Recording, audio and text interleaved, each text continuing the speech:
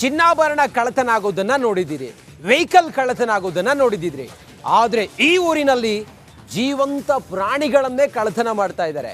ಹಾಗಾದ್ರೆ ಯಾವ ಊರಿನಲ್ಲಿ ಕಳ್ಳರು ಪ್ರಾಣಿಗಳನ್ನ ಕಳ್ಳತನ ಮಾಡ್ತಾ ಇರೋದು? ಗ್ರಾಮಸ್ಥರು ಏನು ಹೇಳ್ತಾ ಇದ್ದಾರೆ? ಎಷ್ಟು ದಿನದಿಂದ ಈ ರೀತಿ ಕಳ್ಳತನ ನಡೀತಾ ಇದೆ? ಇದೆಲ್ಲದಕ್ಕೂ ಕೂಡ ಸಂಬಂಧಪಟ್ಟಾಗೆ ಒಂದು ವರದಿ ಇದೆ, ನೋಡೋಣ ಬನ್ನಿ.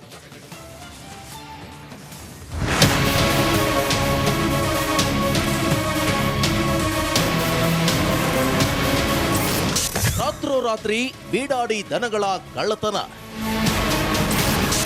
ಕಳ್ಳತನ ನಿಯಂತ್ರಿಸಲು ಸ್ಥಳೀಯರ ಆಗ್ರಹ.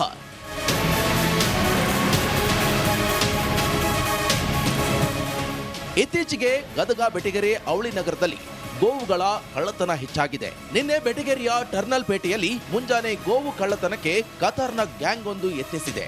ಕೂಡಲೇ ಸ್ಥಳೀಯರು ವಿಡಿಯೋ ಮಾಡೋಕೆ ಮುಂದಾಗಿದ್ದಾರೆ. ಇದನ್ನು ನೋಡಿದ ಖದೀಮರು ಪರಾರಿಯಾಗಿದ್ದಾರೆ. ಗೋವುಗಳನ್ನ ರಕ್ಷಣೆ ಮಾಡಿದ್ದಾರೆ.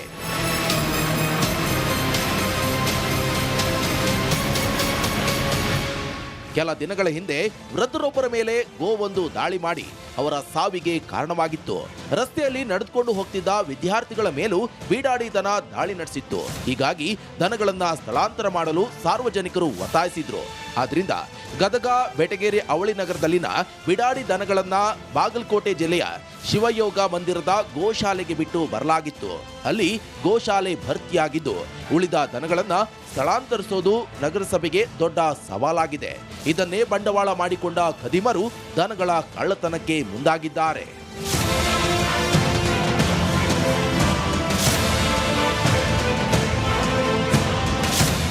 ಗದಗ ಬೆಟಗೇರಿ ಅವಳಿ ನಗರದೊಳಗೆ ಬಿಡಾಡಿ ದನಗಳ ಹಾವಳಿ ಹೆಚ್ಚಾಗೈತಿ. ಹಿಂದೆ ಒಬ್ಬ ವೃದ್ಧನು ಕೂಡ ಸಾವನ್ನಪ್ಪಿದ.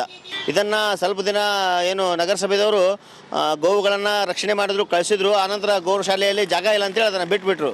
ಈಗ ಅದನ್ನು ದುರುಪಯೋಗ ಮಾಡಿಕೊಂಡು ಗೋಕಳ್ಳರು ಇವತ್ತು ಗೋಗಳನ್ನು ಕಳುವು ಮಾಡ್ತಾ ಇದ್ದಾರೆ. ಇವು ಗೋವುಗಳನ್ನು ರಕ್ಷಣೆ ಮಾಡುವಂಥ ವ್ಯವಸ್ಥಿತ ಕ್ರಮ ಕೈಗೊಳ್ಬೇಕಂತ ಈ ಮುಖಾಂತರ ಆಗ್ರಹ ಮಾಡ್ತಾ ಇದ್ದಾರೆ.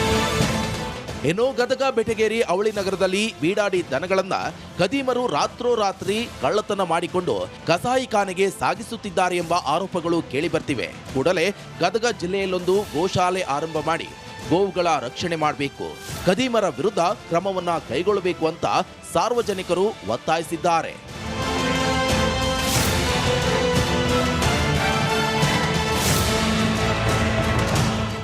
ಮಂಜು ಪತ್ತಾರ, ರಿಪಬ್ಲಿಕ್ ಕನ್ನಡ, ಗದಗ.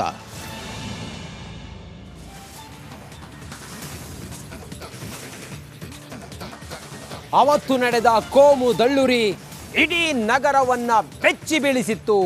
ಜನ ಆತಂಕಕ್ಕೆ ಒಳಗಾಗಿದ್ರು. ಅಂದು ನಡೆದ ಆ ಕೋಮು ದಳ್ಳೂರಿಯ ಬೆಂಕಿಯ ಕಿಡಿ ಇನ್ನೂ ಕೂಡ ಆರಿಲ್ಲ. ಇದರ ನಡುವೆ ರಿಪಬ್ಲಿಕ್ ಕನ್ನಡ ಒಂದು ಎಕ್ಸ್ಕ್ಲೂಸಿವ್ ಸಾಕ್ಷಿಯನ್ನ ನಿಮ್ಮ ಮುಂದೆ ತೆರೆದಿಡ್ತಾ ಇದೆ. ಈ ಕುರಿತು ಒಂದು ವರದಿ ಇದೆ, ನೋಡೋಣ ಬನ್ನಿ.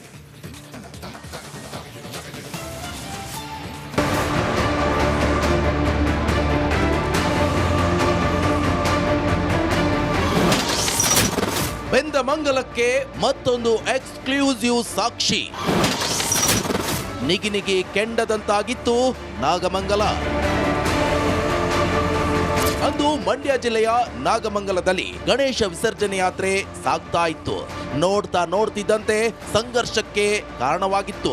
ಕಣ್ಣು ಮುಚ್ಚಿ ತೆಗೆಯೋಷ್ಟರಲ್ಲಿ ಲೆಕ್ಕಕ್ಕಿಲ್ಲದಷ್ಟು ಅಂಗಡಿ ಮುಂಗಟ್ಟುಗಳು ಬೆಂಕಿಗೆ ಆಹುತಿಯಾಗಿತ್ತು. ಕಣ್ಣು ಎದುರೇ ಅದೆಷ್ಟೋ ಮಾಲೀಕರ ಕನಸು ಬೆಂಕಿ ಚೆಂಡಿನಂತೆ ಸರ್ವನಾಶವಾಗಿತ್ತು. ಬಟ್ಟೆ ಅಂಗಡಿ ಮುಂದೆ ಪುಂಡರ ಜಮಾವಣೆ.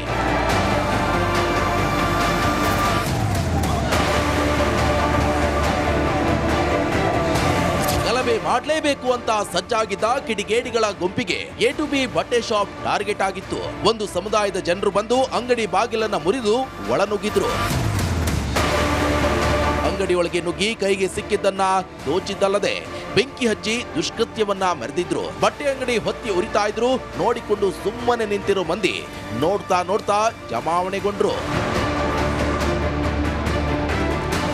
ಅತ್ತ ನಾಗಮಂಗಲದ ಮೈಸೂರು ಹೆದ್ದಾರಿಯಲ್ಲಿ ಅಂಗಡಿ ಮುಂಗಟ್ಟುಗಳಿಗೆ ಬೆಂಕಿ ಹಚ್ಚಿದ್ದು ಗೊತ್ತಾಗಿ ಪೊಲೀಸರು ಪರಿಸ್ಥಿತಿ ನಿಯಂತ್ರಿಸುವುದರಲ್ಲಿ ಮುಂದಾಗಿದ್ರು. ಅದೇ ಸಮಯದಲ್ಲಿ ಮಂಡ್ಯ ರಸ್ತೆಯಲ್ಲಿರೋ ಈ ಅಂಗಡಿಗೂ ಬೆಂಕಿ ಕೋಮುದಳ್ಳೂರಿಗೆ ಬಲಿಯಾಗಿತ್ತು.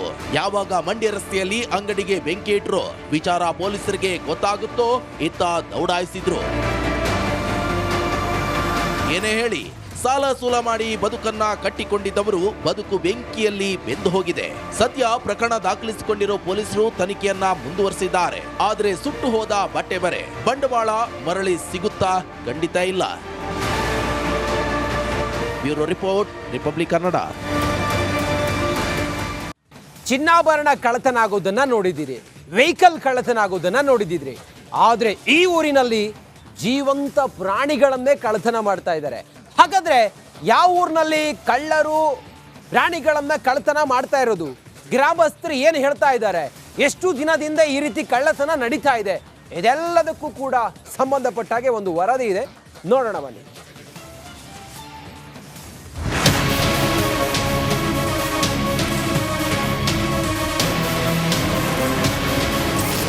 ರಾತ್ರೋರಾತ್ರಿ ಬೀಡಾಡಿ ದನಗಳ ಕಳ್ಳತನ ನಿಯಂತ್ರಿಸಲು ಸ್ಥಳೀಯರ ಆಗ್ರಹ.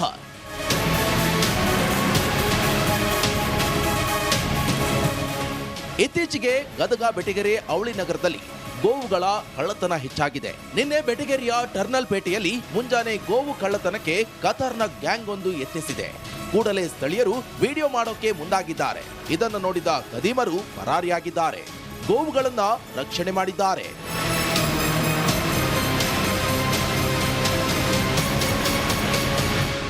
ಕೆಲ ದಿನಗಳ ಹಿಂದೆ ವೃದ್ಧರೊಬ್ಬರ ಮೇಲೆ ಗೋವೊಂದು ದಾಳಿ ಮಾಡಿ ಅವರ ಸಾವಿಗೆ ಕಾರಣವಾಗಿತ್ತು. ರಸ್ತೆಯಲ್ಲಿ ನಡೆದುಕೊಂಡು ಹೋಗ್ತಿದ್ದ ವಿದ್ಯಾರ್ಥಿಗಳ ಮೇಲೂ ಬೀಡಾಡಿ ದನ ದಾಳಿ ನಡೆಸಿತ್ತು. ಹೀಗಾಗಿ ದನಗಳನ್ನ ಸ್ಥಳಾಂತರ ಮಾಡಲು ಸಾರ್ವಜನಿಕರು ಒತ್ತಾಯಿಸಿದ್ರು. ಆದ್ರಿಂದ ಗದಗ ಬೆಟಗೇರಿ ಅವಳಿ ನಗರದಲ್ಲಿನ ಬಿಡಾಡಿ ದನಗಳನ್ನ ಬಾಗಲಕೋಟೆ ಜಿಲ್ಲೆಯ ಶಿವಯೋಗ ಮಂದಿರದ ಗೋಶಾಲೆಗೆ ಬಿಟ್ಟು ಬರಲಾಗಿತ್ತು. ಅಲ್ಲಿ ಗೋಶಾಲೆ ಭರ್ತಿಯಾಗಿದ್ದು ಉಳಿದ ದನಗಳನ್ನ ಸ್ಥಳಾಂತರಿಸೋದು ನಗರಸಭೆಗೆ ದೊಡ್ಡ ಸವಾಲಾಗಿದೆ. ಇದನ್ನೇ ಬಂಡವಾಳ ಮಾಡಿಕೊಂಡ ಖದೀಮರು ದನಗಳ ಕಳ್ಳತನಕ್ಕೆ ಮುಂದಾಗಿದ್ದಾರೆ.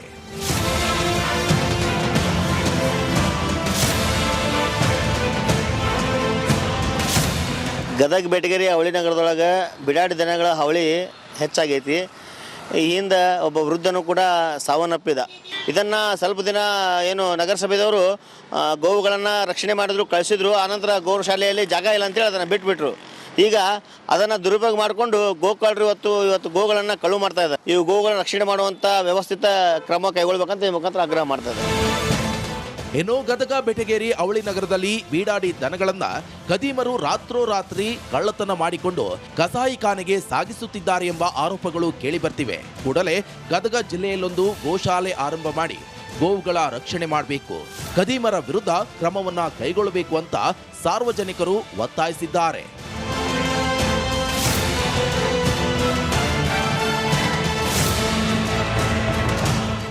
ಮಂಜು ಪತ್ತಾರ, ರಿಪಬ್ಲಿಕ್ ಕನ್ನಡ, ಗದಗ.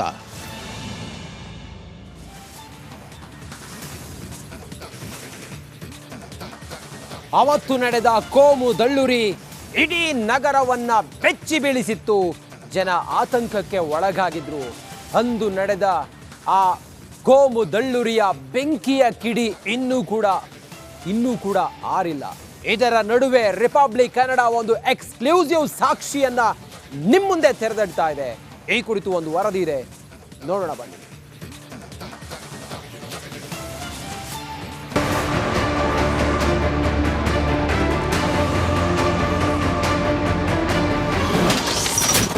ಬೆಂದ ಮಂಗಲಕ್ಕೆ ಮತ್ತೊಂದು ಎಕ್ಸ್ಕ್ಲೂಸಿವ್ ಸಾಕ್ಷಿ. ನಿಗಿನಿಗಿ ಕೆಂಡದಂತಾಗಿತ್ತು ನಾಗಮಂಗಲ. ಅಂದು ಮಂಡ್ಯ ಜಿಲ್ಲೆಯ ನಾಗಮಂಗಲದಲ್ಲಿ ಗಣೇಶ ವಿಸರ್ಜನೆ ಯಾತ್ರೆ ಸಾಗ್ತಾ ಇತ್ತು. ನೋಡ್ತಿದ್ದಂತೆ ಸಂಘರ್ಷಕ್ಕೆ ಕಾರಣವಾಗಿತ್ತು. ಕಣ್ಣು ಮುಚ್ಚಿ ತೆಗೆಯೋಷ್ಟ್ರಲ್ಲಿ ಲೆಕ್ಕಕ್ಕಿಲ್ಲದಷ್ಟು ಅಂಗಡಿ ಮುಂಗಟ್ಟುಗಳು ಬೆಂಕಿಗೆ ಆಹುತಿಯಾಗಿತ್ತು. ಕಣ್ಣು ಎದುರೆ ಅದೆಷ್ಟೋ ಮಾಲೀಕರ ಕನಸು ಬೆಂಕಿ ಚೆಂಡಿನಂತೆ ಸರ್ವನಾಶವಾಗಿತ್ತು. ಬಟ್ಟೆ ಅಂಗಡಿ ಮುಂದೆ ಪುಂಡರ ಜಮಾವಣೆ.